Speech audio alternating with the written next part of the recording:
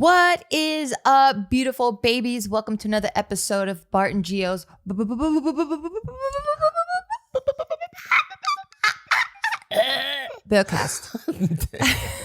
I like that one. I like that even on the verge of death, you're going to fight to the end. Yeah, hell yeah. I'm a down ass bitch. Yeah, and then I die. Then I die. Dude, these days, I've been able to be a little bit more creative. Really? Why? Yeah. I don't know. I think it's just because we're quarantined and we're on lockdown and we're just forced to not that I'm bored. I'm definitely not bored. I have a lot of distractions and just a lot of shit going on in my head. Yeah. But more so than ever, I get to hear all this stuff. So I just get to have fun in my head. I feel like a little kid again. You know that they say creativity is actually a result of parameters? Oh. Because a lot of people, no wonder I was so fucking creative. Yeah, because a lot of creatives, or I would call them pseudo creatives. A lot of pseudo creatives. Yeah, I have to fucking throw the hate out there. Yeah, they're like, oh, if I only had this camera, or if I only had $5 million, I'll make the movie that I want. And it's always no, the most creative stuff, it should come from high restrictions. And so I think that's even one of the reasons why I love Taika Waititi, the director. Oh, I was like, what fucking restrictions does our son have? No, just even from his original movie, right? I think the first one we saw was Boy.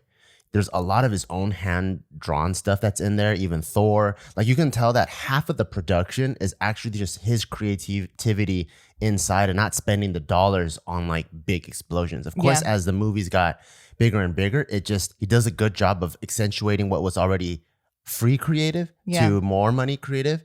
But I think that might be the reason why you're more creative, just because there are more constrictions and it forces you to think outside of the box. Is that why you're so fucking creative? Just because your life was so constricting? You've had such an interesting life.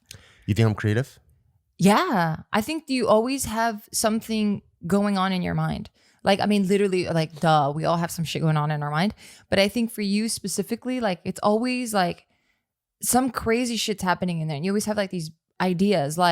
We're out in Big Bear and then you're hey, in a little bit, and it's snowing, by the way, and it's fucking cold. And he's like, in a little bit, can you come outside and take a picture of me? And then I go outside and you have a fucking hot dog bun and then you fill it up with rice.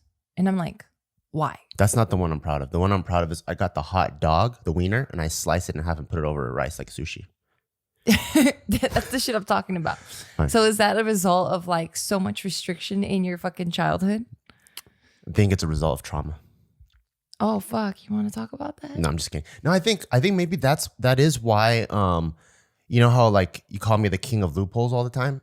I think that's just because you're Chinese. No. Well, so it definitely helps out that it's in the DNA. Yeah. But I think also as I'm restricted, I think my mind is nah. And then so it wants to come up with it's a sassy chick. Yeah. So it wants to come up. It's a sassy Latina. A loophole to get creative, I guess. Because loopholes are creative, right? When you hear of oh, you can do that. I'm oh, I never thought of it like that. For sure. Yeah. So you're not breaking the rules. You're just playing the rules that are given. What's the difference between resourceful and creative? Because I feel they're both kind of the same. They're very similar.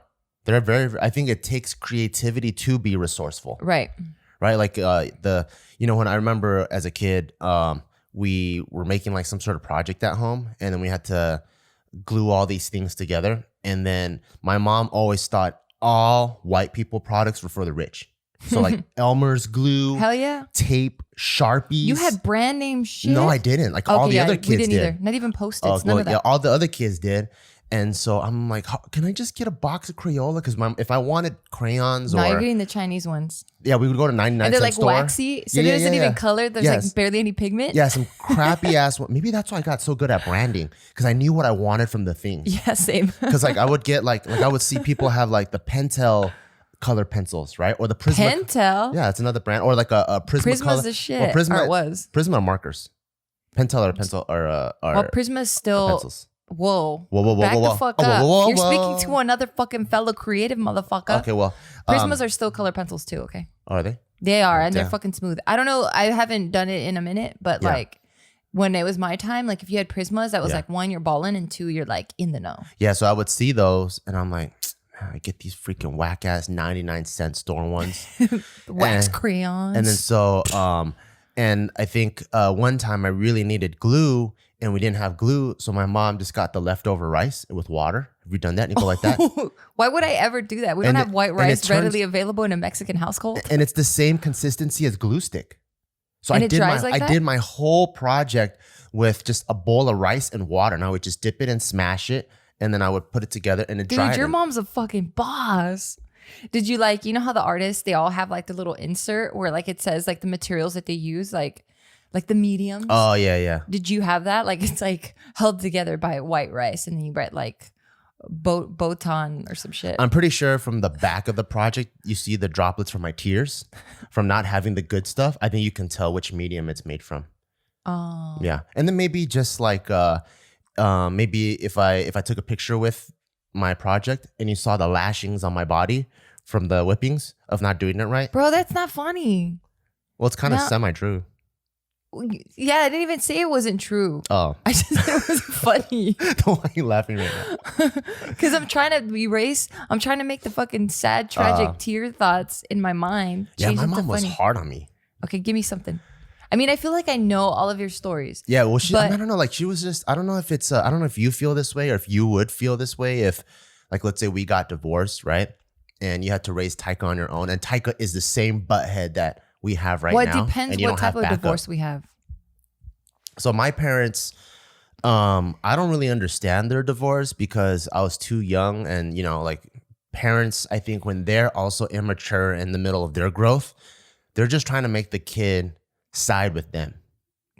Right? So however they If paint they're their mature, story. yeah. So if they try, no, if they're immature. So they're trying to paint Yeah. this story of, they don't paint it as a neutral situation. Like, hey, son, me and your dad or me and your mom, where you can't get along. We've been trying to work this out and we realized it's going to be better for the family, for our happiness, if we part ways. And That doesn't sound like a minority family at all already. no, it doesn't. It just sounds like, shut the fuck up. There's going to be some changes. We got to keep moving. Yeah, it's more like my dad going, if your mom wasn't such a dumb bitch, we'd still be together. And then if my dad and my mom would be like, if your dad wasn't such a fucking selfish fuck, we would still be together. And then so I'm like, okay, cool. Thank you for explaining it to me. So now I know. Yeah. Did you, well, I mean, so, okay. There's just a lot going on right now. I have a lot of questions. Okay. So I know for you, one, let me just go in order then. One, I know for you, there's a lot of suppressed memories. So like, I feel like I learn a lot about you when we're like on JK News or when we're playing a game, because I think you've done such a good job. I don't know if it's good, but you've done a job well enough to put shit in different compartments in your mind. Yeah. That once this stuff, like once we start playing a game or we have a conversation, you're like, oh shit, I just remembered. Like, Yeah, I'll feel inspired or something. yeah, like till this day, I'm still finding out new things about you. I find new things about me too sometimes. So you just said that you had a revelation when you were talking to, I think, David. David, yeah, I forgot what we were talking about. And so we have this one mutual Chinese friend, and he is one of the most Chinese motherfuckers that you can ever But to think find about. so for people that didn't grow up with Asians, so I grew up with a lot of Asians, so I understand what that means. Okay. Because I've been exposed to it. So for my fairer skinned counterparts, right? Not anti-white. What the fuck? Non-white. I mean, What are non-Asian. you saying? It's not time to get creative right My now. bad, Okay? my When bad, we're my talking bad. about races, you can't be creative. No. I didn't mean anti. I meant non-Asian. That's what I meant. I'm Non-Asian. just gonna say for my fair skin. fair skinned counterparts. Because Asians are fucking the whitest things I've seen. And I don't know why we're not Or called people. white. You They guys should are call- so white. White people should be called pink, and Asian should be called white. White. Yeah. Y'all get real white. So for my pink counterparts, Okay. Am I part of that? Am I 10? Am I brown? no one cares about you right now. Okay. Sorry. So for my pink counterparts, just like how they kind of have their identities, right? Yeah. Like The pinks or the whites? the pinks, like the English, they're supposed to be the gentlemen, right? Yeah. And then Is that the stereotype, or is it just because their accent's really dope?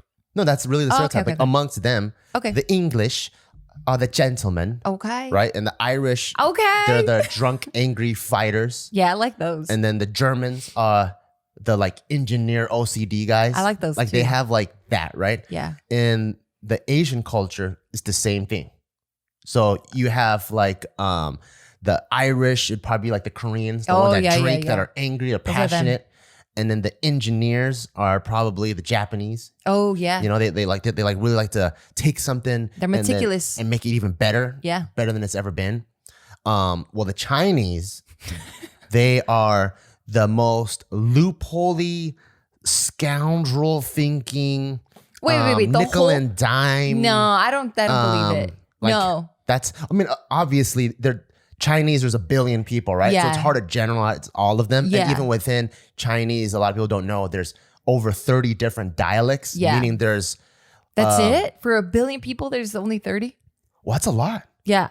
1 billion though? Only Yeah. 30? That's wild. There's 30. I know, I would think there's more. So in the Chinese, so the inaccurate view of Chinese people, because most people that have this view have never been to China or understand Chinese history.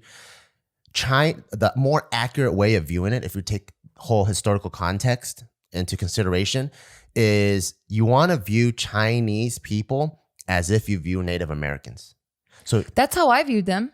really, Yeah, when I wasn't such an insider, when I wasn't around Asians so much, where Yeah. I couldn't like just by looking at them for the most part, I could be like, oh, Japanese, Korean, Vietnamese, whatever, right? yeah, When I was still kind of an outsider, all I knew about China and stuff was that they like were the first to travel the world before fucking Columbus or whatever did. yeah. What he did that shit. Yeah, like you guys were like mathematicians, you guys Yep, were smart. scientists. Yeah, you guys had developed so much stuff. So I saw Chinese people as like super philosophical, The superior race? super advanced. Yeah, and Would I you was say just the superior race and better than everyone else? no, I wouldn't say that. That's messed up. We did all of that. We still don't get a trophy. Fine, I'll give you a clap, but Can you give me a bow at least? Something more culturally sensitive. I don't want to appropriate Go like nothing. this. Go like this and go ding ding ding ding ding ding ding. That is the most accurate and most respectful thing I could ever get. No, for real though. That is messed up. So as an outsider, I was just like, damn, like Chinese people are fucking smart. Like, let me be around them. They're like, they know what's up. And what does that have to do with Native Americans? No, I'm just saying from the outsider perspective, because Yeah. you have more of an insider all-knowing. Oh, I see, So yeah. for you see as loopholey, as like cut corners, as like get the shit done, even if it's not the best. Well, but so for there's me, it was the complete opposite. it's Chinese has like 5,000 years of history, right? So there's like very many ways to examine it. The stereotypical now modern day view of Chinese Oh, is the scoundrelly, cut all the corners, loophole, cover shit up like there's fucking corona outbreak and let's not tell anybody about it until it's too late. That's the Hey, Chinese. well, what's the point of why are we talking about this? I think we got stuck on Chinese. No, because this stuff's interesting. But you're Chinese. No, because I don't get to talk about this because so the part that I really want to bring up is the Native American part. Okay. And so this is actually a more accurate view of it, where in the Native Americans, there's so many tribes, right? Cherokee, Iroquois, Shout outs to my fucking Native Americans, Cheyenne. bro. There's all kinds of people, right? Yeah. And so from the outside, you just see, oh, Native Americans, feather headdresses. But it's like, no, that's just Who sees that? a lot of people. A lot of people that Okay. are from the outside, they see like the guy on the wooden nickel and they think, oh, that's all. But some Native Americans are very peaceful. That's a fucking ignorant ass person that you True. just described. But a lot of people are like that. So some people they go not you guys. like some people they go like some Native American tribes are very warrior based. Some are very peace based. Some are matriarchal. Like they're all different, right? Yeah. And same thing with Chinese. There's actually before it became one unified country. The reason why there are dynasties is because each of its own quote unquote tribe, It had its own branding. that was the one that was in control at the time. So constantly, there's always a bunch of tribes there, and they're all warring against each other. And whichever one ends up conquering the whole, that's why the emperor, because emperor means king of kings. So that's why not every country has an emperor. Because like, for example, like the UK would only have a king because they're not king of kings. They're just the king, right? So in the dynasty, per tribe, there's a king. And then so the king of kings is the emperor. And so even from a historical context, even Mongolians are considered Chinese. Tibetans are considered Chinese. There's Muslim Chinese. There's like so many different types of Chinese out there. But what we see is the Han Chinese. And that's the one that has immigrated to San Francisco the most, the one that's come to LA and Chinatown. So that's why I think when people first started seeing like Yao Ming, they're like, what the hell? Why is this fool so tall? Well, there's actually an entire northern region of Chinese. They're fucking tall. And they're all like my mom's massage homies. They're all like 6'2", 6'3", 6'5". Wait. Massage homies. What does that mean? I don't know why, but a lot of these tall fucks, I guess if they don't make it in basketball or something, they end up massaging people. Damn, they must have crazy back problems. Why? I mean, if they're that tall and they're like bent over, they must be like over 6 feet. Well, they do have the massage table. And they just rise it up. Probably. I see. Yeah, but my mom had Sounds expensive. My mom had these two twins. They're both 6'3", and they're both like the Chinese with a like that kind of northern Chinese talk. But only one of them was good at massage. What? What? Just because they're twins doesn't mean they have to do the same thing. But you said they did do the same thing. Well, I think they both were divers. They were both like national divers. And then did you just make them dive off of a cliff with your hands? Yeah. You made them spin and fall. They're both divers, and then one of them became the massage guy, and then the other guy, I don't know what he does, but he did. But they did bring him around too, and I'm like, oh shit, he wasn't lying. Were they dressed the same? No. Whack. Well, you're not a twin if you're not dressed the same the whole time. That's true, but they look the same. I would hope so. Well, because people already think that all Chinese people look the same, so they look even more same than you would think. Oh, shit. Yeah. On that note, let's pause real quick for our sponsor. Shout out to our sponsor, Skylight Frames. And I love this sponsor because this is something that I just use and I'm sending it to my mom. And I love because it's really hard for me and my mom to connect because she's not the most tech savvy. Yeah, well, and at the same time, she's in a different country. Exactly. And so since she's not tech savvy and she's in a different country, a lot of times it's really difficult for me to update her with my life as well as her new favorite grandson. Grandson. Yeah. And so now what's so easy about this is she can set this up next to her nightstand. And anytime that I want, I can just email her a brand new picture and she just touches it and she gets to get updates. So imagine having this picture frame next to your nightstand and it constantly rotates with the most updated picture that you want to be connected with. So this is the reason why I love it. So for all of you guys that are looking for the perfect gift for Mother's Day or another loved one, I highly recommend this because this is something that makes it so simple. It's almost like whatever memory you just create, you can send it to your mom or to your loved one right then and there. And right now, if you go to skylightframe.com, that's SKYLIGHTFRAME.com, enter the code BEAW, BEAW, you get $10 off your purchase. That's skylightframe.com and use the code BEAW, BEAW. Don't forget to go to skylightframe.com, enter code BEAW, and send your mama a memory now.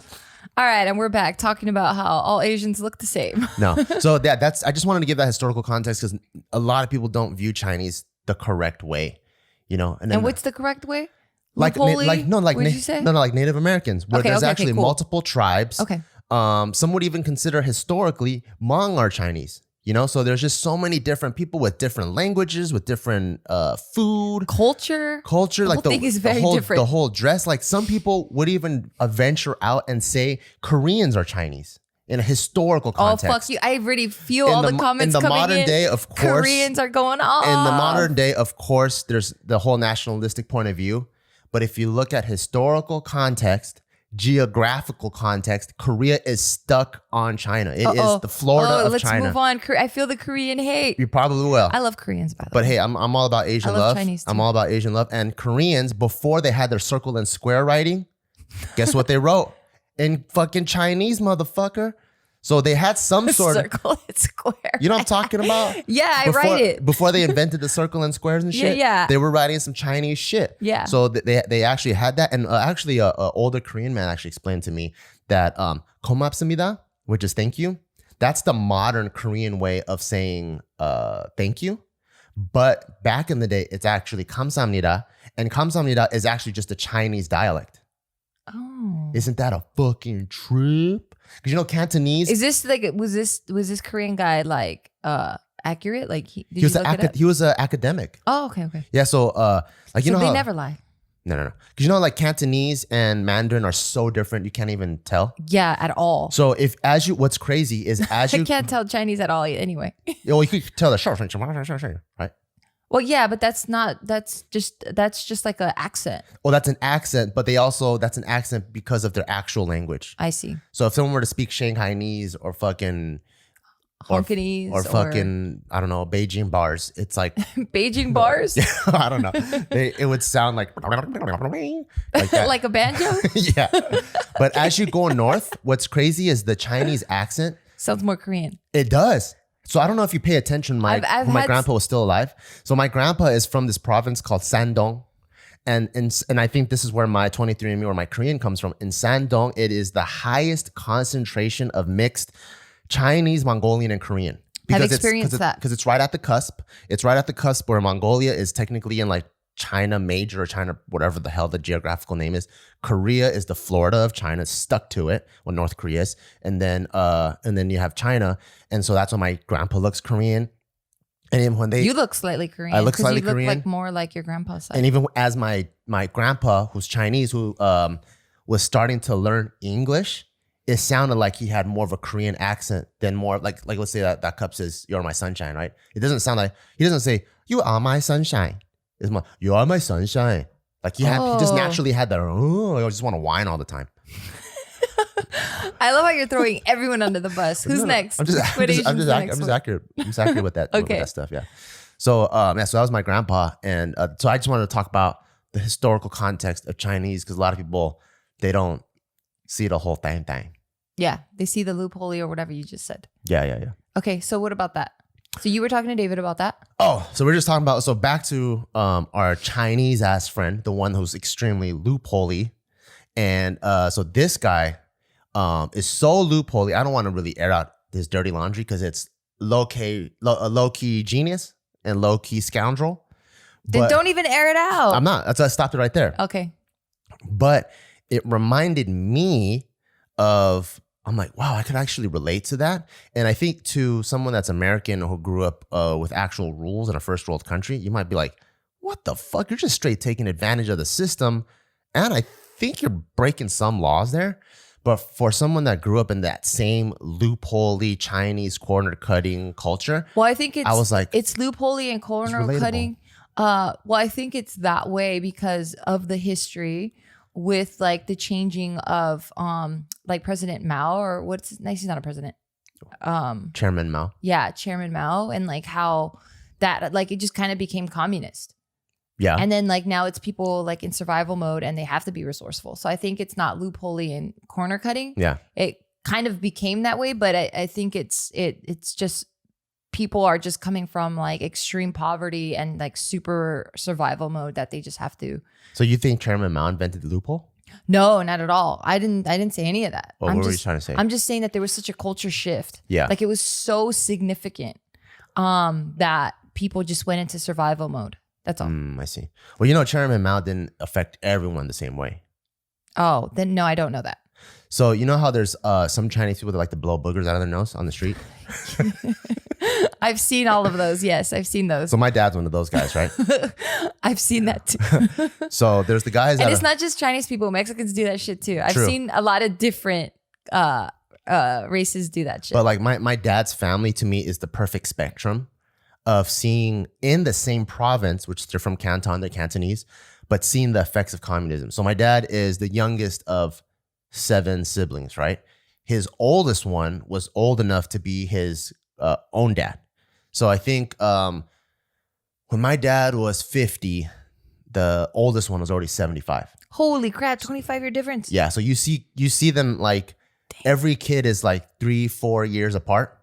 And so the first one was before Chairman Mao came into play, nationalist, I think with Chiang Kai-shek, that Chinese educated, right?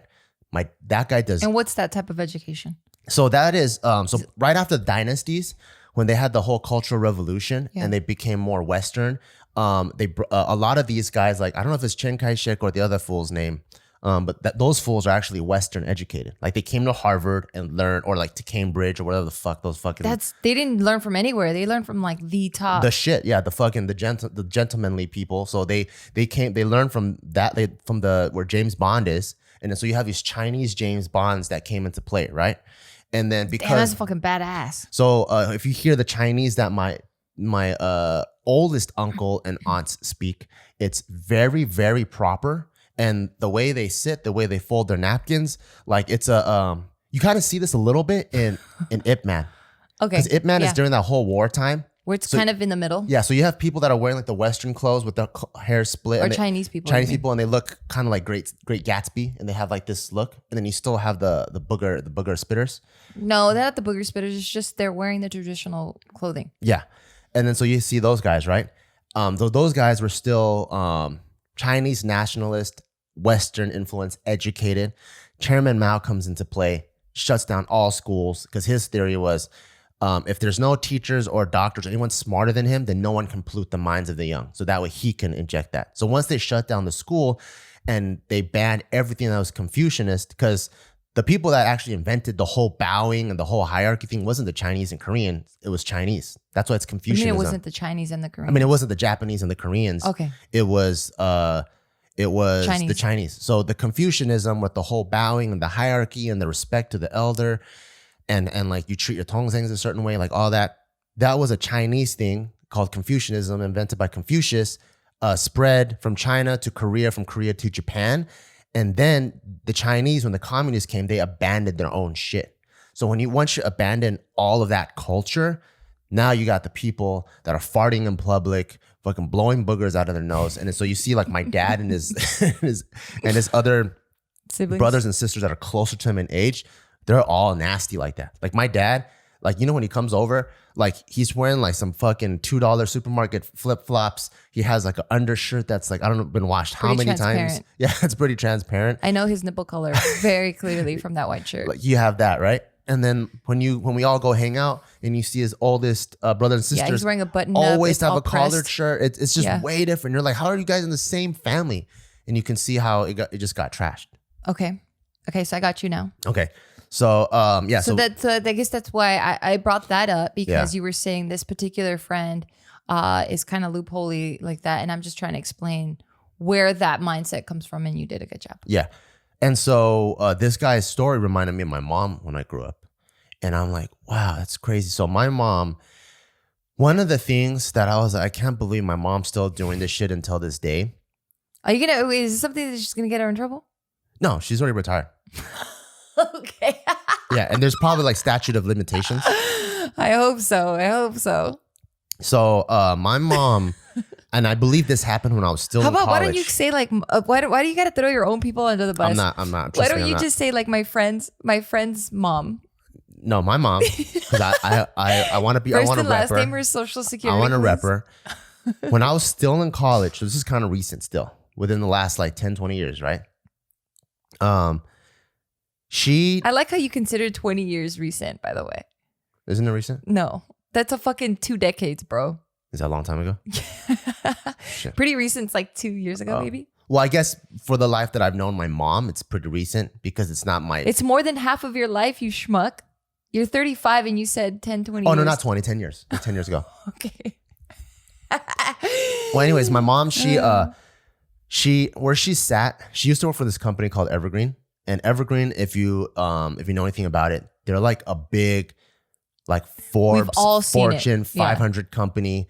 If you've been Shipping to any port, you've seen big. No, if you're on any Evergreen. fucking freeway, you're right. You're driving right next to them. Yeah, and they're so big. So they're, imagine like the FedEx or like Amazon of its time, right? It's so, except it was a Taiwanese company. It's so big that they were able to open an airline, and they own Eva Airways. So that's how big they are. Yeah. Imagine like FedEx gets so big, they're like, let's do Fed Air, and it's an actually airline with international flights, and there's first class, business class, and all that. Yeah. Well, what is going on? Sorry, my eyelash is just really in my eyeball. You okay? Yeah. Okay. And so she works for a legit company, right? So I just want to paint that picture so you know how proper it is. For her to get into her business building, which is like a 50,000, 100,000 square foot business building, everyone has like this little ID card with a lanyard string thing, kind of like the FBI, where you got to go beep and then it opens the door, right? Well, there's so many companies that use that. Okay, but I'm just the FBI. I know, but I'm just saying okay. This is the level of sophistication this company has. Yeah. And most of my mom's coworkers are white, They have the best benefits package. Like a lot of the sales team, they have free cell phone, free car. I'm just trying to paint how legitimate this company is. It's like working at Microsoft, okay? My mom sits underneath this big AC vent, and her being her Chinese ass, she hates cold chi, of course, because it's bad feng shui, and she's gonna get the cold chi up in her, and it's gonna wreck her body. So she hates it. So this is where her ghetto Chinese ass comes into play, where I don't even understand how this can come into play, because all Chinese people are ironic. Because my mom is, number one, she's college educated. She's from Taiwan. Is that rare? Is that rare? Well, I'm just saying that she is of the white collar class. Okay. She's of the white collar class. And she grew up in Taiwan, which is where the nationalist army, when they got pushed up by the communists, they went to occupy Taiwan. So they carry like this English mannerism, right? Is when my mom should act like a lady. And she even spells... the lady that farts and burps out loud in restaurants? Exactly, that's what I'm trying to get to. Oh, okay. I mean, she's such a lady, to the point that when she first taught me English, she would spell flavor with Flavor. Because she learned the Queen's English. Yeah, right? Clear. Yeah, in Taiwan. So Yeah. She's supposed to be this lady. But it's also, you're right, the lady that farts in public all the time. So that's why I'm saying all Chinese are ironic. I don't know how this college educated... But didn't you say your grandma was pretty country? She's like a country bumpkin. Yeah, I think... so that's probably what happened. That is probably what happened. But anyways, oh shit! Did I just? No, I was like, you're right. Maybe that's why all Chinese people are ironic, because you got some ghetto in you no matter what, and then you probably got some culture in you no matter what, and then you also have 5,000 years of history in you no matter what. So every Chinese person I ever meet is pretty smart, but still ghetto as fuck. And yeah, I don't mind the quote unquote ghetto. I don't see it as ghetto, because I've been around. I grew up in ghettos, and it's not very ghetto. Like, it's just different. I think that's why I gravitated towards Asian people so much. So you don't mind my mom farting in public? Well, I wasn't raised that way. So for me, a lady's supposed to do lady things. Yeah. And I know now with woke culture and all that shit, like that's just whatever. Yeah. But that I can't help being like thinking the way I do. And I'm trying to erase that. But just because I was raised to be very proper and ladylike, and you don't slurp, and you don't eat with your mouth open, and you don't fart, and like all that stuff. Right. But because my upbringing was so rigid, when I was around Asian people, specifically Chinese, it was just way more lax. It felt like. And it felt like y'all were very... So lax. Y'all were very creative. Yeah. And resourceful. What's resourceful about flatulence at the Cheesecake Factory? I mean, I'm still trying to wrap my head around that too, you know? Yeah. When I heard it the first few times, I was like... Fuck, like my mom would, my mom would die inside. And it's not even, she just skims over it too. And what's funny is she wears white gloves. Yeah. And she's like, she sits like, that's the lady part. She sits like the best posture ever. Because she sits like royalty. Yeah. You know what I mean? Like I feel like people around her should be like bowing and kissing her feet. Like that's the energy she has about herself. Yeah. Well, she sits down, she has her white gloves, and she has her glasses, and she puts it down, and she even has like little cases and a little purse. She puts it to the side. But when she gets literally a little purse. But once she gets comfortable. Yeah, she sits with her legs crossed on top of the. Yeah. Then as she's looking through the menu, she goes, and I'm like, oh shit. And she doesn't even like bat an eye about it. That's when her bowels get She's like, how have you been? And I'm like, oh shit. Should I say excuse you, or is it just part of anything? Yeah, and she starts fucking striking her head with her fingertips because there's like too much wind or something. Okay, wait. We got sidetracked again. Okay, wait. So you were talking about David about the friend? Yeah. So no. So now I was talking to David about this story about my mom, where I'm like, she works in this sophisticated ass company, right? And there's AC above her. There's AC above her, and of course she does the normal thing, which is ask if they could turn the AC down.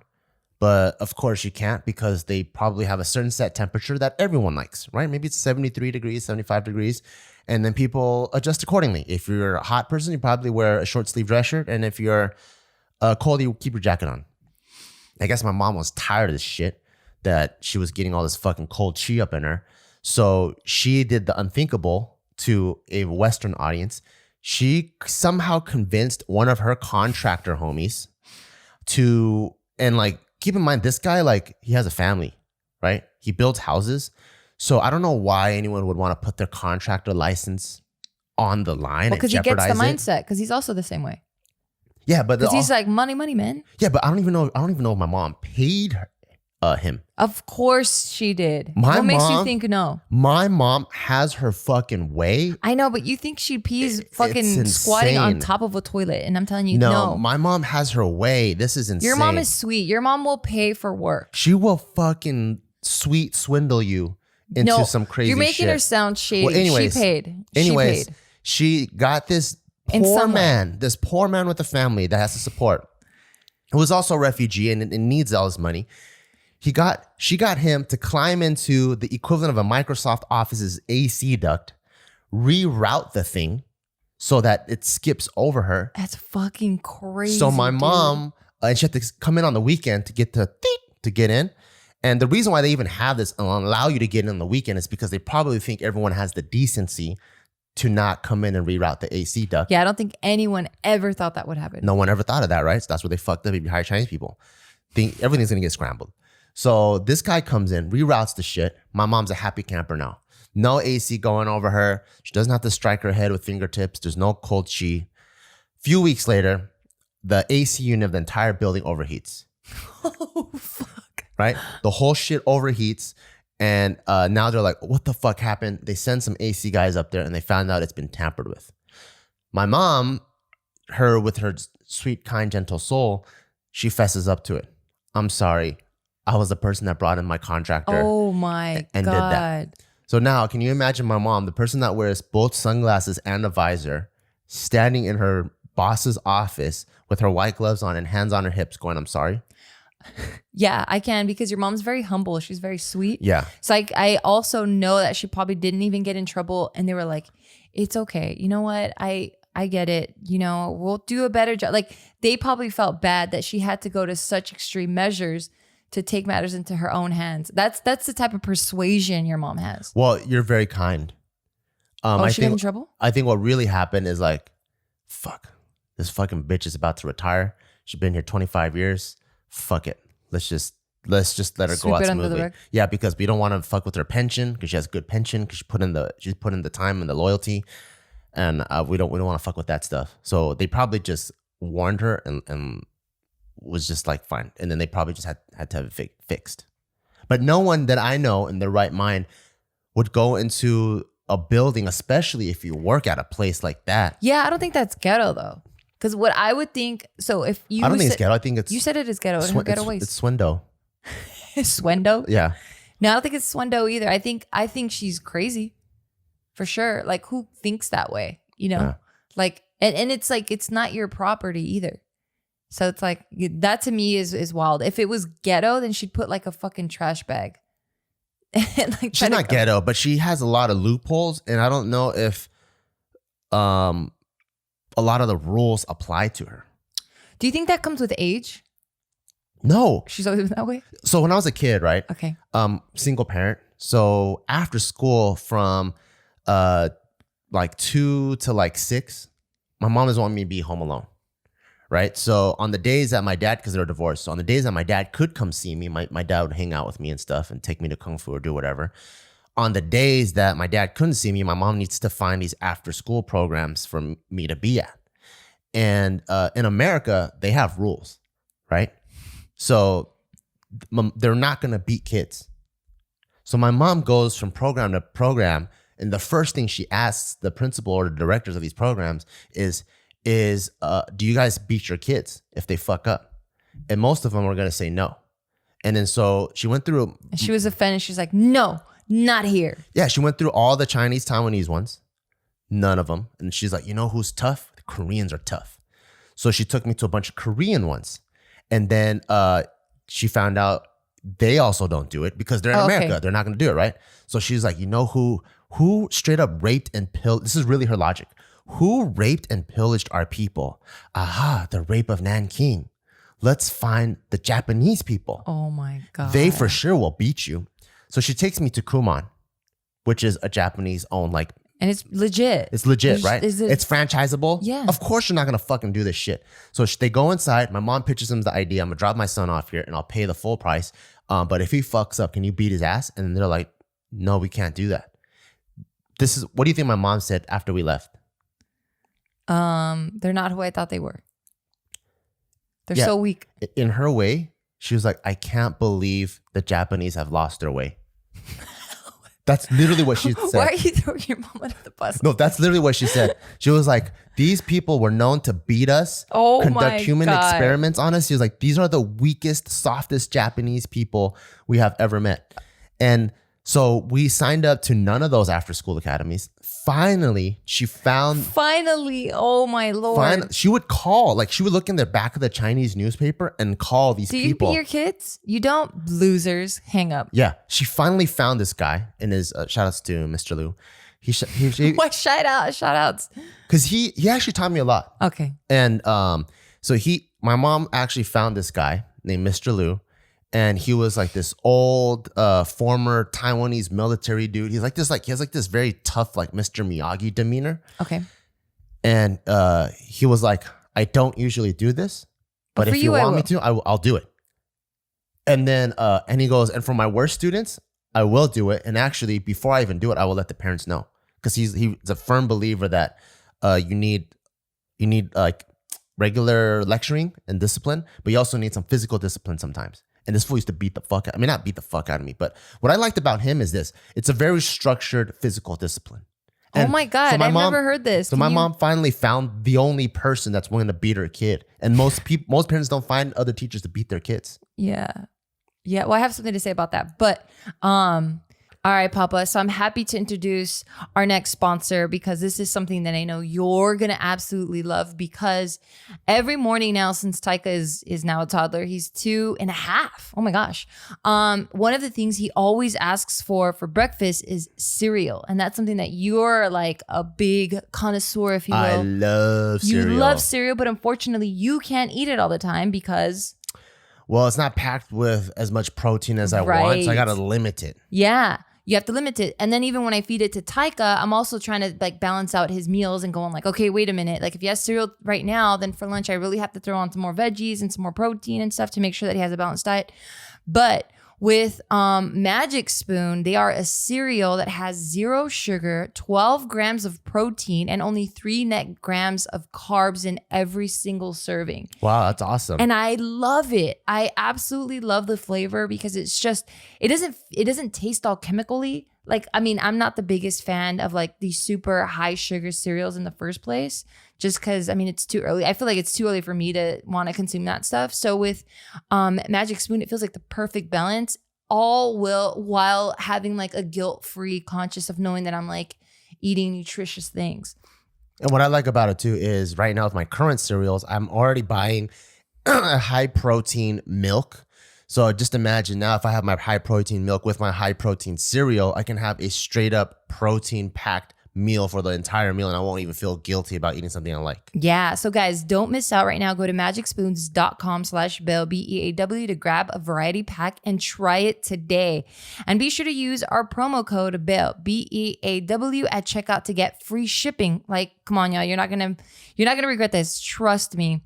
And Magic Spoon is so confident with their product. It's backed with 100% happiness guaranteed. So if you don't like it for whatever reason, they'll refund your money. No questions asked. So again, go to magicspoon.com/Beaw and use code Beaw, BEAW, for free shipping.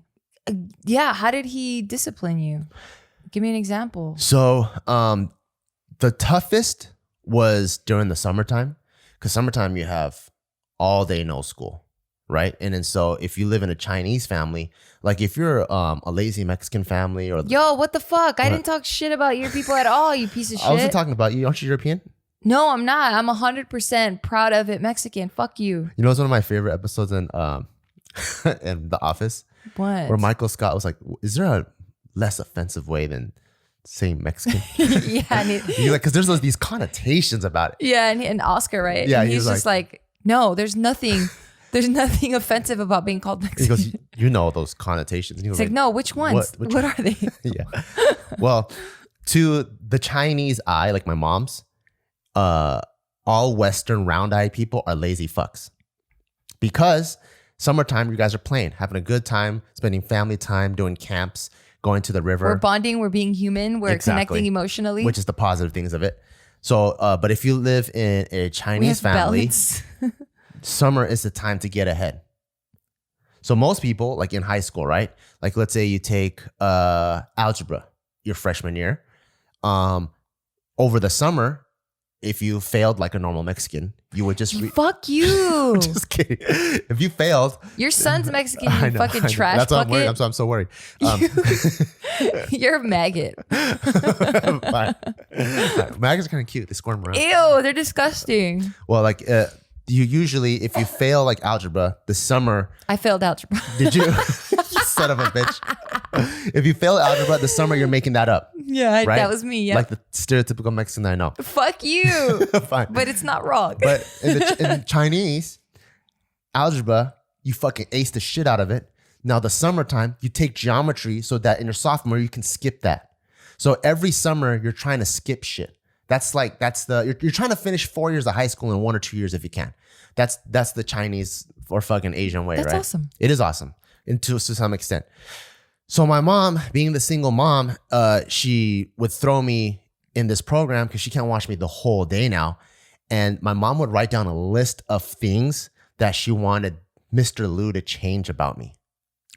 Like personality traits? All the things that she thinks are correctable behavior. So he chews with his mouth open. Let's fix that. No, so I hate cucumbers. So every morning I would start, when I go there, the first thing I eat is a big bowl of cucumbers. And if I don't Who would make that? Who would cut it up? He would have it. My mom drops me off at his house first. She drops him off at his house. So it's like a whole fucking day's boot camp. She drops me off at his house. I've never heard this story. And she drops me off at his house. And so he would cut a whole fucking thing of cucumbers, right? And then I would sit there. What's a thing of cucumbers? Like a bowl? Like just a bowl, unseasoned cucumbers, like no soy sauce or whatever. I just have cucumbers to eat it. Are bomb. I know, but not if you hate them. Obviously. Right? Yeah. So I fucking hate these cucumbers. So I have to eat them. And if I don't eat them in a certain time, whatever's like left over in this time, he would take my hand and then he would take a wooden stick that he bought and that it's dedicated to beating kids, and he would smack me on the hand with it. But what I liked about it is he doesn't beat the fuck out of me like my parents did as like a act of passion. It was very calculated and you see why. So you're like, okay, this time you didn't eat this many, that's 3 hits. This time you didn't whatever, it's whatever hit. But the first hit already hurt like fucking shit. Like the minute it smacks your hand, think about like like a yardstick. Imagine 4 of them like duct taped together. So 4 yardsticks, whack, and like you would just straight up get your hand would go red, you'd get a welt. Would you cry?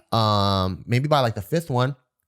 And then I would start sweating. My ears get hot. Like I remember the entire physiological reaction because it hurts like shit. So whack.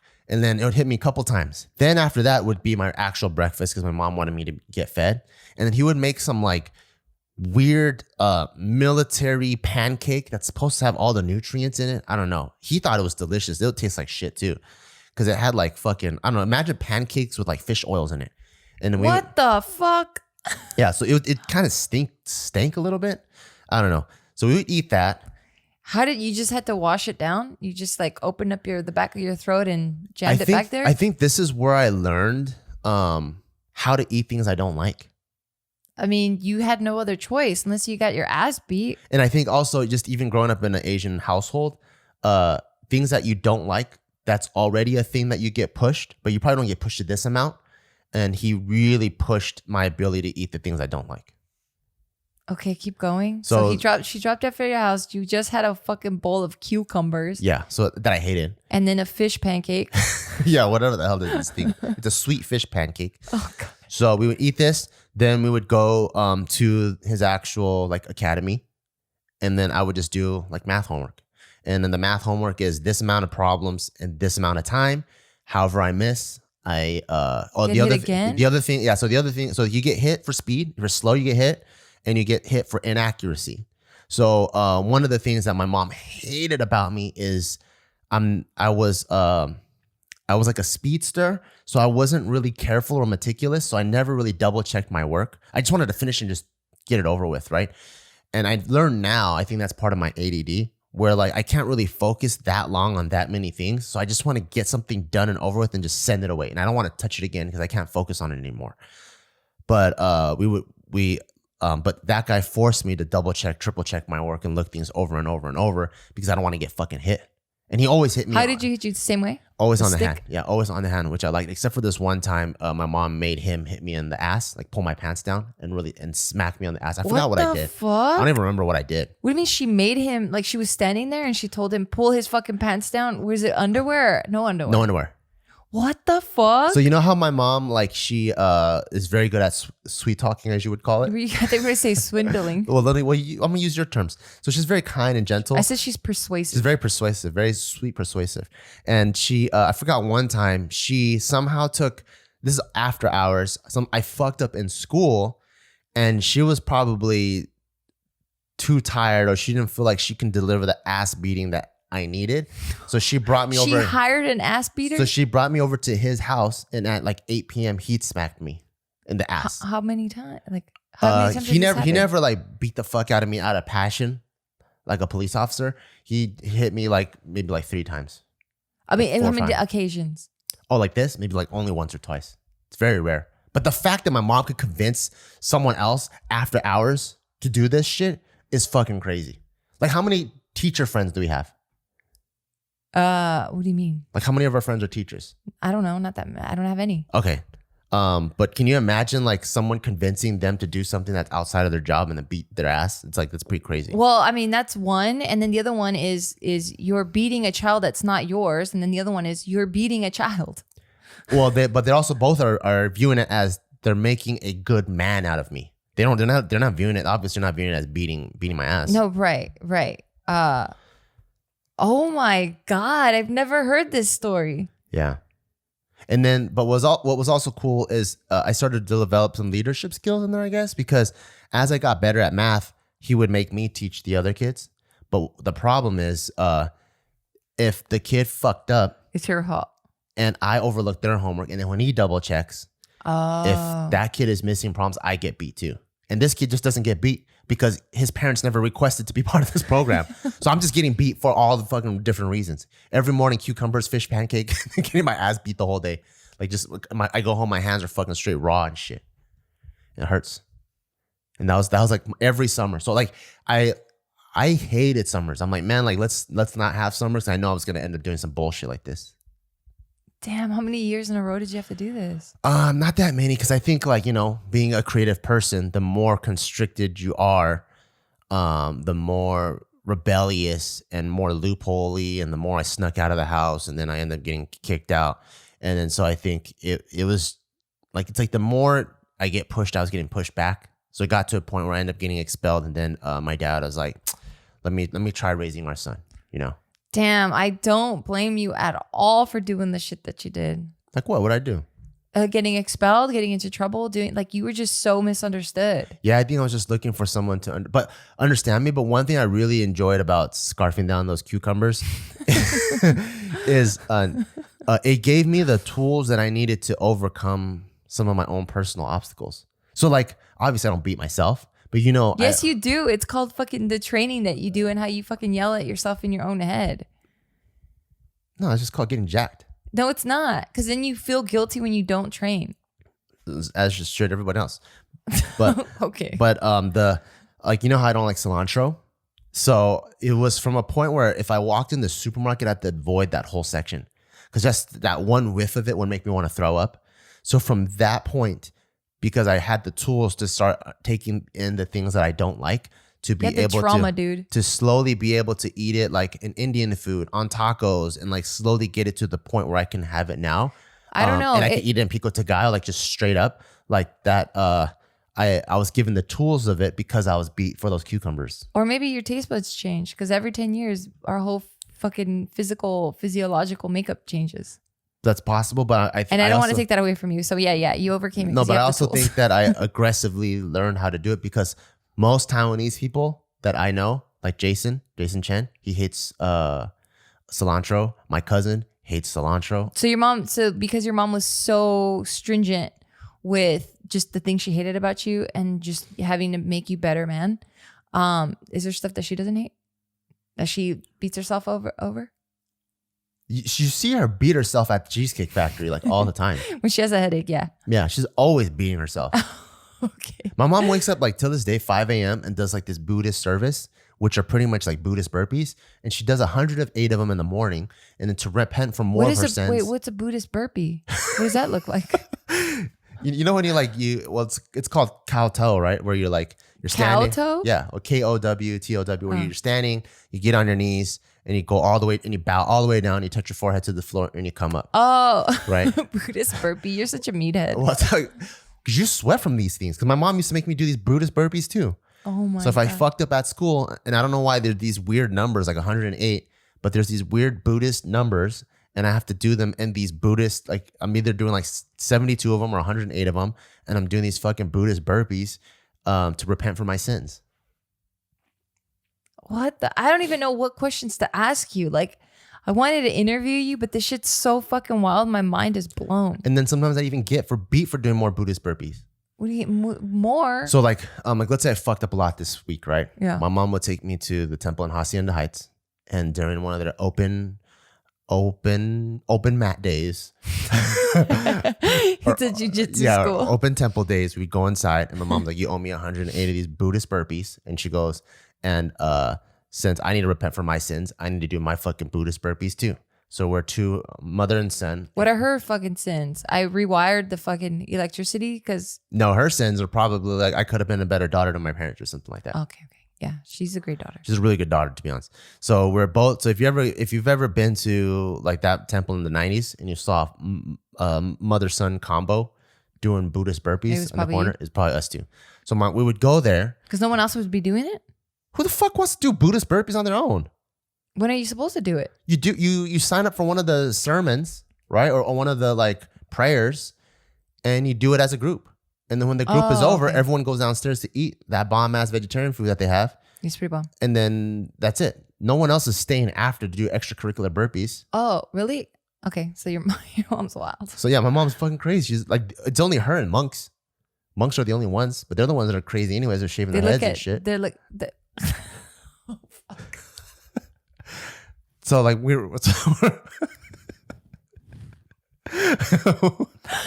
Oh man, I'm fucking scared to open my mouth anymore. Why?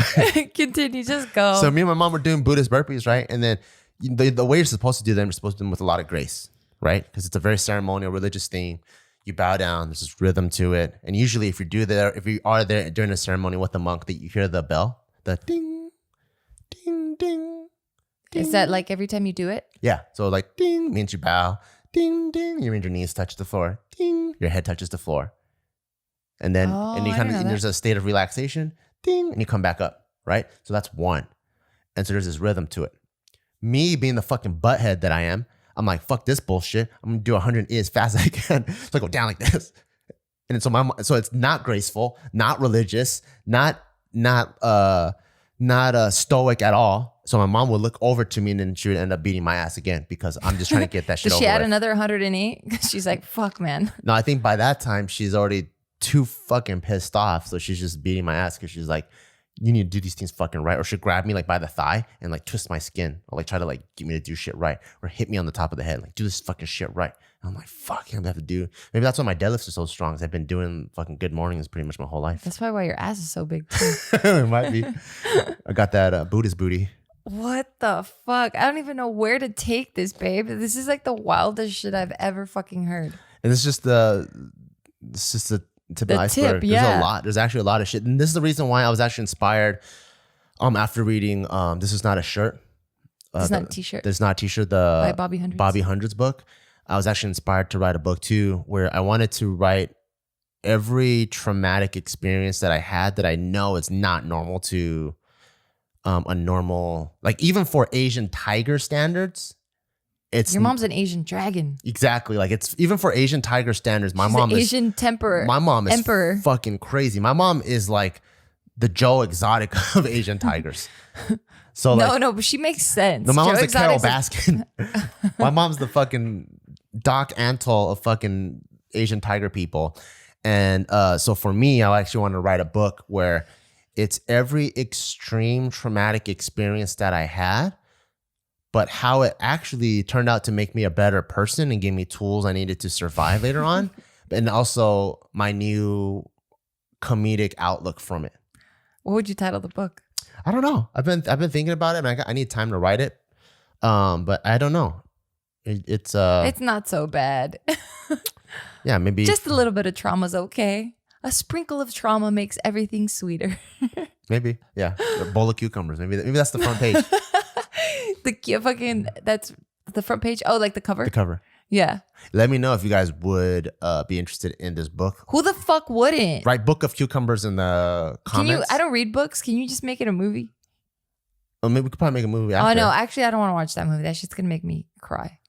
It's gonna give you the opposite effect of like Taika Waititi films. Yeah, it's gonna piss me the fuck off. It's gonna be like 12 Years a Slave mixed with like Parasite, probably. What part of Parasite? The part what part of fucking 12 Years of Slave? What are you talking about? Or just like my whole childhood is just being my ass beat all the time, and I hated it. Yeah, your shit sounds fucked up. Fuck, I feel so defeated for you. But now look who I know you're wearing pink pants, and you're like a big funny guy. Yeah, and I'm happy that you turned out this way, because who knows what if? I mean, you could have been funnier. I'm just kidding. Maybe. I'm just kidding. But you're like the happiest person I know. Like you don't have any morsel of like, what is it, like depression or like you're always a happy-go-lucky person that always sees the glass half full. Like, yeah, you're super positive. You think it's because my mom was projecting? She was sad. And she goes, "This kid's too fucking happy. And he beat the shit out of him." No, I think maybe, I think your mom really, really loved you or really loves you, and she saw your potential and she wanted to make sure that she made you the most successful person ever. Successful in being a son, successful in being either a business owner or working in a business, like what is it? A member to society. Yeah. She wanted to make you the best religious person ever, so that when you pass away, you go to like the best, the best Buddhist, whatever. Yeah, the Harvard of heaven. Yeah, the Harvard of heaven. I think she was really trying to make you like the best all around. Yeah. So I don't think she was projecting anything. I don't think she was like trying to tear you down. If You anything. think maybe my happiness and joy comes from like a defense mechanism? Possibly, but she's also very happy. She is at her core. She's actually a very happy person. Yeah, she's very, very happy. Yeah. She panics a lot. Yeah. But I think because she just loves so hard and deeply. I mean, who knows? I don't know. Because you said you've always just kind of been a happy person. Because like we look at Taika and he wakes up and like He's first smiling, thing, the first thing that he's not a grumpy person. I don't know if all kids are like this, but he wakes up and he goes, "Good morning." And he's so excited to see you. Yeah. And you said you're that way. Yeah. So I mean, maybe and he doesn't cry for very long too. Like he can't wait to go back to his happy place. Yeah, maybe that's just you. Like you have the fucking spirit of a warrior. Maybe. That's the cover of your book. That's the title. Yeah, it's inaccurate. Oh, all right, fuck. I hate cucumbers. Well, I love them now. bitch. I love cucumbers now. I'm no longer a bitch by Bart Kwan. I think I'm still a bitch. That's got a lot of work to do. Oh my God. All right, we're gonna end it here before we go into just more trauma that you. But I actually feel like this is just chapter 1. So if people, I don't even think it's chapter 1. If people are interested, like we can continue the series. And what we call this podcast, like Crazy Asian Parent, Crazy Asian Upbringing, Crazy Asian Mom. I don't want to hear all these stories all the time. This shit's fucking draining. Damn. Well, I get It's to share fucking them. sad. There's probably a lot of people out there that relate and they probably want to hear Yeah, it. maybe you should start your own podcast of like, "Oh, you think you had it tough?" by Bart Kwan. No, there's definitely people that really had it tough. Yeah. Well, then My mom wasn't a drug addict. That's really tough. Yeah, that is tough. Yeah. No, I don't want to hear this shit. This makes me sad. Oh, fine. Really? You don't think it's funny? No, I have a fucking heart. I think it's really sad that you were getting beat by strangers. But then I like cucumbers now. Isn't it worth it? I mean, is it worth it? Do you I think it think was so. worth it? I Okay, think well so. then that's all that matters. Yeah. Yeah, for me, I'd be like, I don't think that was worth it. Why, you want to be a picky bitch? I am a picky bitch, but I have a great relationship with my mom. That's true. I don't know. We all I don't see hear things you differently. giving any shout outs to teachers out there. All the time. Which shout out? Give a shout out to one of the teachers Shout out there. to Miss Davis Gray. She was dope. Did she beat your ass? No, She actually did the opposite. She gave all the students, because I guess we were all like low, I was gonna say low budget, but like low income to like not even middle class, I don't think, like maybe low middle class. And for Christmas, she would buy us all presents, the presents that we wanted. And what tools did that give you now? Love. A lot of love. Yeah, well, how are you utilizing it? I love your child. I love you. I love a lot of people, and I'm very soft. You're soft? Yeah. I'm not. Motherfucker, I'm not fucking soft. I'm just kidding. I don't know. That's pretty soft. Yeah, I don't know. I guess we all got what we needed to get. You know what I mean? Yeah. You took away what you needed to take away, and like we ended up at the exact same place. We had completely different upbringings, you know? So yeah. If I had your upbringing, I probably would have been broken and like into drugs or something. Maybe. Who knows? Who Who knows? Yeah, I know. But you're an outstanding member of society, and you inspire a lot of people, and you motivate a lot of people, and you've built so many beautiful things. So, I mean, you've had a fucked up past, but you've flipped that around and you made it, you owned it. I think that's dope. Thank you. You're welcome. I love you very much. I love you very much. And I'm happy you're here, and I'm happy you're the man that you are. Would you read my book if I bought it? I mean, if I wrote it? Of course I'd read your book. I'm always your number one fan But you in told me everything that you you do. didn't want to hear any more chapters because it's just going to be sad. Yeah, because you want to do a whole podcast on it. And I'm like, fuck, man. You want to make me cry the whole time? Yeah, I think there's going to be multiple episodes. If you guys want, we could be episode 2, episode 3 of this, because there's actually a lot. All right, write it in the comments. And I think it might even help me. It might help me talk it out, right? And it helps me get For sure all the stories out. And then later I can re-listen to these podcasts and start writing them down and structuring them and even better. Okay, cool. Well, then let us know in the comments if you want part 2, 3, 4, 5, 6, 7, 8, 9, 10, 11, 12, 13, 14, 15, 16, 17, 18, 19, 20. All right. On that note, thank you so much for listening, and we will see you guys soon. Bye. Bye.